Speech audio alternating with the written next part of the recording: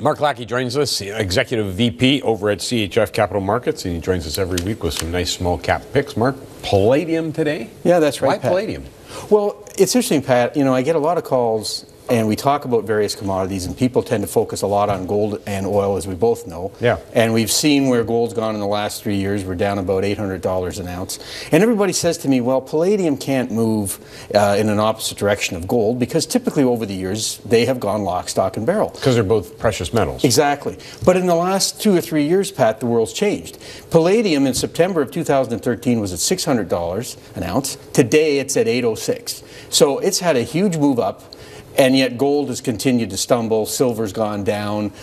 So in fact, it's decoupled from the gold market. But I guess old habits still die hard. I talk to still a lot of investors who still think that if I see better gold markets, which you and I both think is going to happen in the next couple of years, they'll come back and look more at palladium and palladium companies. And that's great if that's the case. But in the short run, I would say to people, look, palladium has a lot of reasons why. We've got it going up to $950 at the end of next year and over $1,000 in 2016. And that's largely driven by the positive demand and modest supply growth. Okay, where is that demand coming from? Largely, Pat, catalytic converters. As you know, for years, automobiles in North America and Europe had to have catalytic converters. Yeah. But they didn't in Asia, they didn't in South America, they didn't even in Africa. But now pretty much the whole world, and we're going to be up to about 100 million vehicles produced next year, with some pretty good growth in India and China in particular. And we're now seeing that everybody's using catalytic converters, because it definitely makes a big difference in the in what you put out of the exhaust, particularly for SO2 and NOx. So that growth has been huge. We think, given the growth in vehicle demand, this will continue for palladium. And the other big area, of course, is white gold. Palladium jewelry, palladium rings. Palladium is cheaper than gold. You know, in India, there's been the import tariff. Now, they've relaxed it a little bit, but it's still there. And white gold sales have really gone up significantly in Asia. And I expect that's going to continue. What about the supply side of the equation? Well, the interesting thing is, Pat, about 83–84% of all the supply comes from South Africa and Russia. Now, at one point, the Russian supply was, you know, got into the Western world, but of course now there are some issues, obviously, with the whole embargo and the Ukraine situation. And in South Africa, depending on where you are in South Africa, some parts of South Africa have power and they don't have labor unrest. But other parts of South Africa, unfortunately, do have problems. And where some of the potential new mines are, I just don't think they're going to get started anytime soon, given those power problems and those political problems. So I think you've got to look, if you're looking for new supply, it's got to come from other places in the world. And there's some new supply coming out, but you know, probably certainly won't match the demand, Pat, in the next, I would say, 5 years. Okay, and the demand is mostly coming from China. I'm not as much an enthusiast as you on the Chinese economy. Well, except, Pat, if we look at China as a whole, you know, what has slowed down? There's a number of areas that have slowed down. But one thing that hasn't slowed down is vehicle growth. So at the end of the day, I'm not so worried about furniture sales as it relates to palladium. I might be worried about lumber sales. But I'm not worried about the fact that furniture sales have slowed down, whereas vehicle sales are the one thing that continues to grow pretty significantly. Remember, in China, there's, 80 vehicles per 1,000 people. Yeah. In North America, it's 900 per 1,000. So you can see that even at 7% growth in China, which isn't as strong as what we had a few years ago, you're still getting the vehicle growth. So I think there again, you got to look at every individual commodity. Palladium's going to benefit also from the vehicle growth, I should point out, in India, where it's only 25 vehicles per 1,000 people. And that's really a rising economy, as we both know. So I think, Pat, you know, you're right, China's not going to grow like it once did, but I think for palladium, it's not really an issue. Okay, so we've got some picks. The first one, Wallbridge, and some of them we've discussed. Right. That's right. But I don't recall seeing Wallbridge Mining. Yeah, we did talk about it once, Pat, and it's gone sideways, which in this market's actually a winning situation. But we talked about Wallbridge because it owned part of Duluth Metals, which of course Duluth got taken out, as you know, relatively recently for a big premium. So Wallbridge gets a nice check in January for about $2.3 million because they owned, I think it was about 7% of Duluth. And they've also just paid down debt. They've started shipping their first shipments and got paid in August from their Broken Hammer open pit project in Sudbury. So everything's turning around nicely here for Wallbridge. Good management team, good board of directors, good jurisdiction. They're making money. They're paying down debt. And the other thing is their exploration. They have 3 big partners, Glencore, Lonman, Impala. And they'll pay them around over $5 million next year in exploration funding. So I see this company as having a really bright future. They also own 40% of Miocene, which is a very good copper gold play in the Caribbean.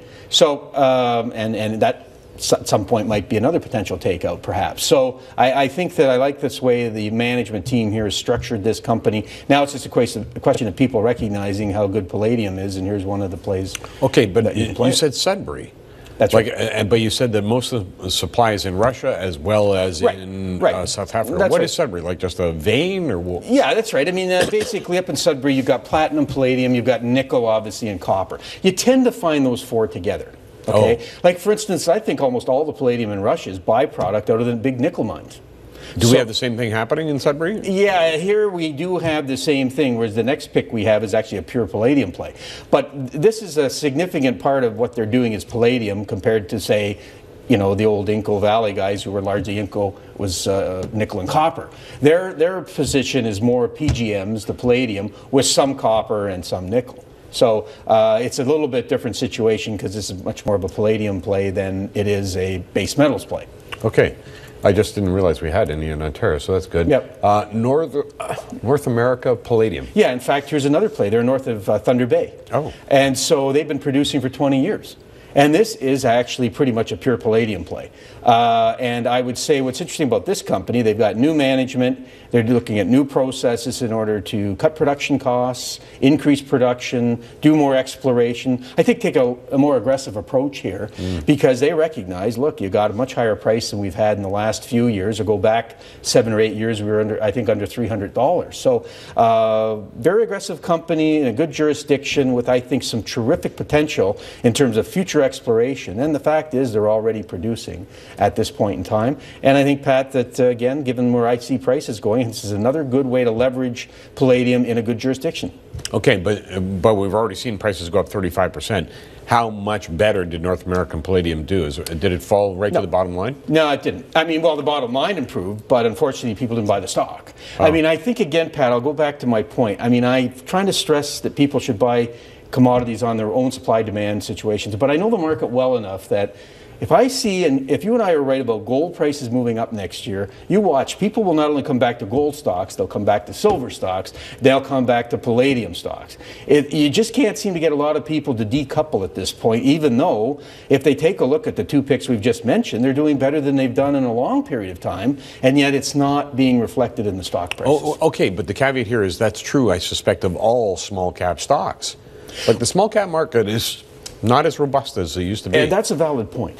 But I would say, Pat, that, you know, if you're in a small cap and you're in certain commodities that are going south, obviously you've got a problem. Yes. But if you're in a commodity that's gone up as much as palladium, I would like to think that people could differentiate between palladium and gold or palladium and iron ore and recognize that there's a real opportunity here, even if they are small cap companies. They are small cap companies that are producing in a good jurisdiction and have infrastructure, and so I think that's where I'm surprised me the market hasn't differentiated, but of course we are in tax loss selling time now as well, so that compounds the problems for small cap companies. But I still think down the road, yes, small caps aren't as robust on on an overall venture market basis, but I still think people will start to pick out the companies that look good, and particularly, as I said, if we get gold starting to move, it's going to draw back people to the other precious metal stocks. I've seen it before, and I say it'll happen again. And then your last pick was Platinum Group, and we've talked about this one. Now they're both. That's right. We have not talked about them. They're primarily palladium and platinum. Now they are in South Africa, so some people are going to say, well, Mark, this is not the greatest jurisdiction. But as I said earlier in the show, there are parts of South Africa, you know, there are tribal issues, there are power issues, but if you're in the right part of South Africa where there aren't the tribal issues, Pat, and you have the power, and you're on side with the government, there's no reason you can't have a successful operation.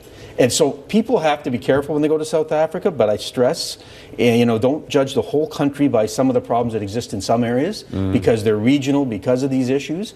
It's not the case where they are. They just came out with some drilling results that were excellent. It's a near-term producer, but it's got shallow drilling, so I think, costs would probably be relatively low here. Yeah, okay, but if I'm a Canadian investor, I'm saying I know Sudbury, I know Thunder Bay. I don't know exactly where I'm going in South Africa. Look, Pat, it's a fair point. And I would say to people, in many cases, you really have to do your due diligence. The only reason that I like this situation is I did do my due diligence, and I like this part of South Africa. And I don't think it's fair for people to maybe say, well, I don't like this whole country, when there are regions which make more sense than others. So yeah, I can understand, all things being equal, people are going to look to Canada. I mean, most investors have their money in Canada, period. And I understand that. But sometimes you have to be willing to at least look at some jurisdictions where the part of the jurisdiction is solid. Why not invest there when you get a good opportunity? That's all I'm saying. Mark, great to have you here. It's great to be here, Pat. Mark Lackey joining us, CHF Capital Markets Executive VP.